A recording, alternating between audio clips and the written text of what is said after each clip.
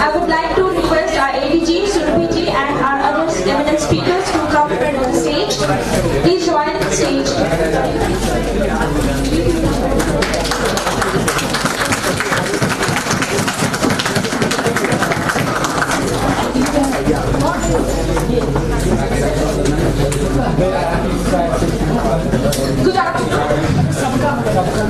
Good afternoon, Honorable ADG Sir, Shri Naveen ji, Professor Surabhi Dahiya, and Professor Rakesh Goswami ji, esteemed speakers and guests from UNDP, regional directors, colleagues and students across the IMC campus. Welcome to the Friday Dialogue. Today the topic of Friday Dialogue is Friday Dialogue lecture series is Responsible Business Reporting.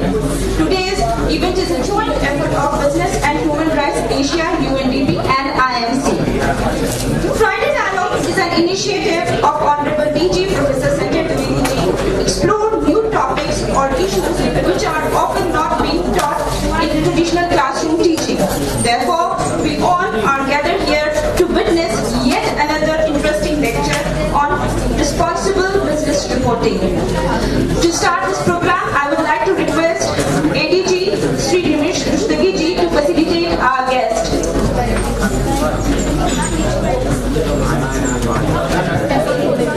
I would like to request Dinesh ji to facilitate our first guest, Sushma Ramachandra ji, senior journalist.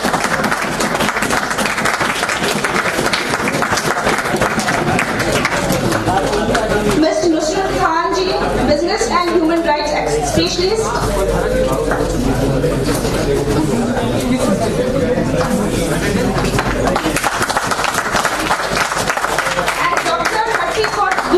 She has already joined us online. So, yes, sir.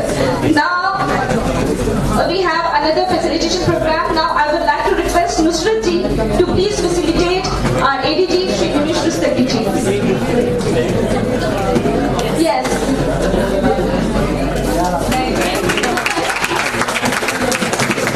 Now, I would like to request Nusrat ji again to facilitate Professor Surabhi Dahiya ji.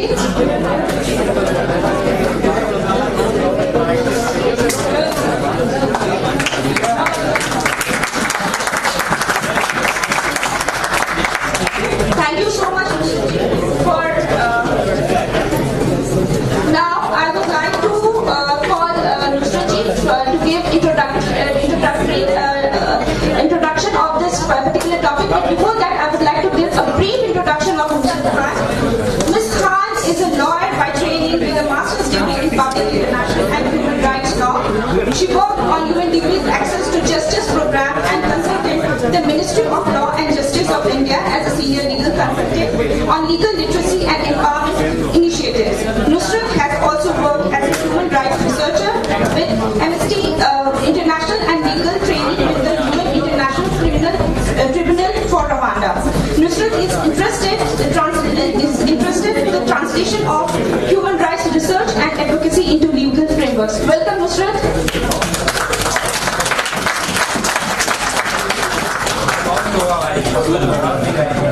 Thank you, Professor Jain, and good afternoon, everyone. It's an absolute pleasure to be amongst so many young budding journalists. And this Friday afternoon, this is an audience that we usually do not interact with a lot, but we're hoping to do so more and more, given sort of the ever-expanding reach of the work that UNDP is doing in this field. And today, we are of course here to talk about a very interesting and a very critical subject, which is towards responsible business reporting. A subject which has grown like in terms of its relevance quite a bit in a country like India as well, where our economic growth story is of course something that we are all very proud of, and today we will be talking about how budding journalists and media overall must shape the narrative on what sustainable and responsible business reporting can look like. But of course we're very, very honored to be present here and have amongst us so many esteemed guests and panelists as well. Before I begin the introduction to the program itself, I would like to first convey a big thanks to the Indian Institute of Mass Communications to give this space for this interaction. Professor Sanjay Dwivedi, who is the DG at IIMC, Dr. Dinesh Rustagi, the ADG IIMC, Professor Pramod Kumar, Professor Department of English Journalism, Professor Surbhi Dharia, who is also with us on the panel today, and of course Professor Meeta Jain. Thank you very much for allowing us the space for this conversation. And with us also joining us today are Ms. Shushma Ramachandran, who has decades of experience working as a business journalist. We will of course hear more from her later. And also my colleague, Dr. Harpreet Kaur, who is joining us virtually. Unfortunately, she couldn't be here in person, but she's joining us virtually. She is the Business and Human Rights Specialist with UNDP in the Asia Pacific region. Jumping straight into what Business and Human Rights programming at UNDP looks like, can I request for placing the PPT, please? I'll start before the PPT starts. So the Business and Human Rights programming at UNDP is quite expansive. We have presence in, over the next slide please, in close to 35 countries globally, across continents. We are present in the Asia Pacific, in the Africa region, Latin America, Caribbean, East Europe, etc., etc.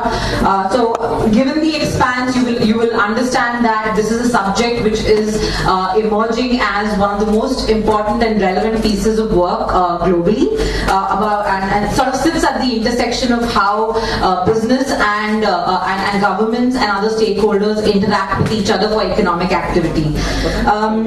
The objective of the program, very, very briefly, is to promote sustainable economic development. We are all for economic development, but I think the focus must be on having growth and economic development in a sustainable manner.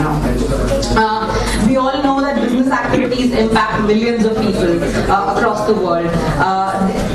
Business can be a powerful driver of sustainable development, offering access to social and economic opportunities and pathways to prosperity. For example, we get access to jobs, a great livelihood, and income through business. We get roads, infrastructure, etc. But the actions of businesses can also have adverse impacts related to people with whom the business interacts with, the communities, and also the environment. We often hear about the negative impact sometimes economic activity can have on the planet as such. We all talk about climate change as one of the biggest consequences of human activity on the planet. And sort of keeping this reality in mind, UNDP works with governments, businesses, civil society, media and journalists like yourself to sort of advance the narrative and shape the narrative on responsible business practices throughout global supply chains. In doing so, we sort of premise all our interventions on a document which is called the UN Guiding Principles on Business and Human Rights.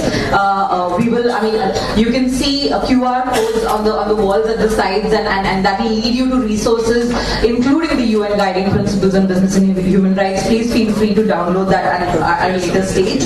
But this is by far the most authoritative framework in the world to shape what responsible business action must look like by actors globally. India also has many policies related to responsible business action. In 2019, the Government of India released the National Guidelines on Responsible Business Conduct. The next slide. Responsible business conduct. The Government of India is also working on a National Action Plan on Business and Human Rights. And very recently, around a year and a half back, the Securities Exchange Board of India, SEBI, I'm sure as journalism students you must be aware of the market regulator, has mandated top 1,000 listed companies in India to report on environment, social and governance parameters. Long story short, I think this is a subject where businesses are now being asked to become accountable for their actions on the society and on the planet. And within that ecosystem, I think journalists and media play an important role, because you are in many ways the fourth pillar of the democracy. And today, today, given that context, we first like to showcase a short documentary that we shot with experts in India who have worked on business and human rights for the last decade or so. This should be a good sort of 101 course for you on what business and human rights discourse in India looks like. And this will of course be followed by a presentation by Harpreet, where she will present a handbook made specifically for this audience, which is journalists on responsible business reporting. So without further wasting any further time, I'd like to request for the. It's not a very long documentary, just about 11 minutes.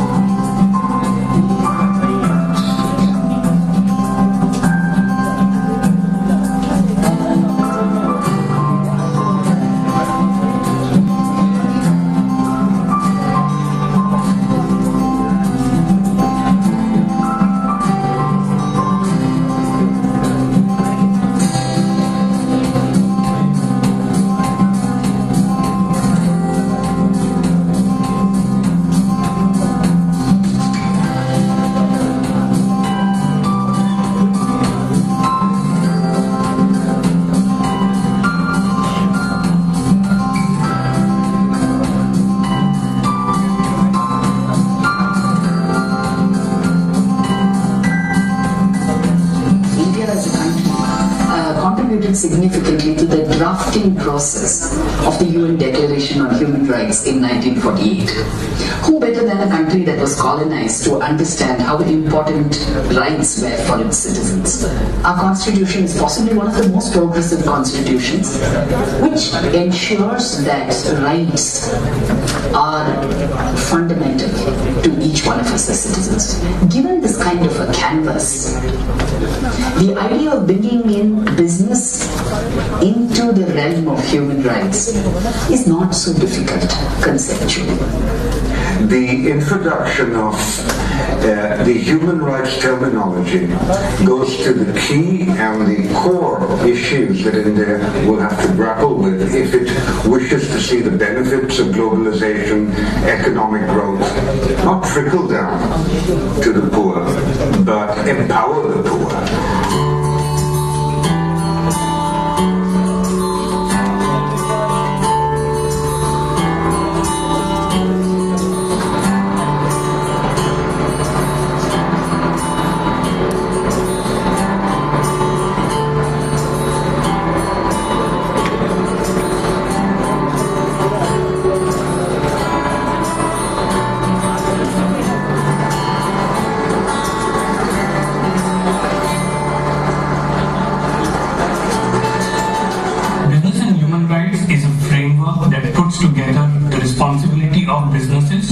Communities and human rights.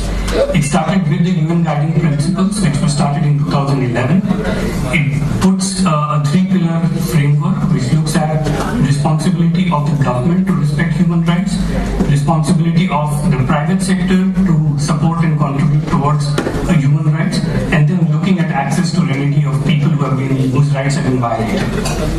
If you look at the UNGPs and the global value chains or the global supply chains, somewhere they have really put responsibility for the first time on the companies, because earlier the companies could get away by saying that this is something which my supplier is responsible for, but for the first time we are talking about companies' responsibility in the entire global supply chains. I think in terms of the key actions, the Government of India, through the national guidelines for responsible business conduct, has made explicitly clear the 5 or 6 steps that every business, irrespective of their size, the nature of their business, is expected to do. And these range from creating a rights-aware organization, making a statement of commitment towards human rights, developing a human rights due diligence methodology to spot where the problems are and to improve them, and finally to communicate these. The business and human rights space has rapidly evolved in the last decade.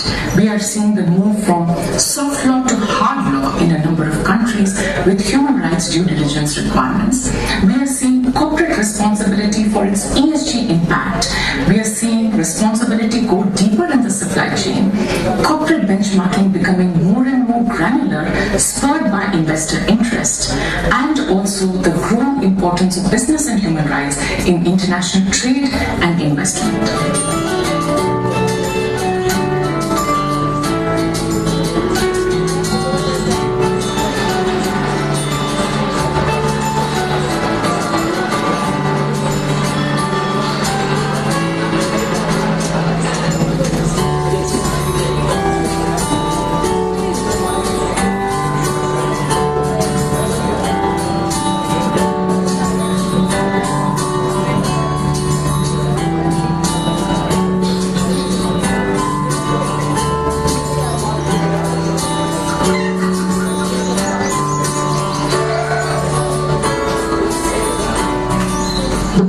Human rights agenda is going to ask corporations to move away from a stakeholder perspective to a rights holder perspective.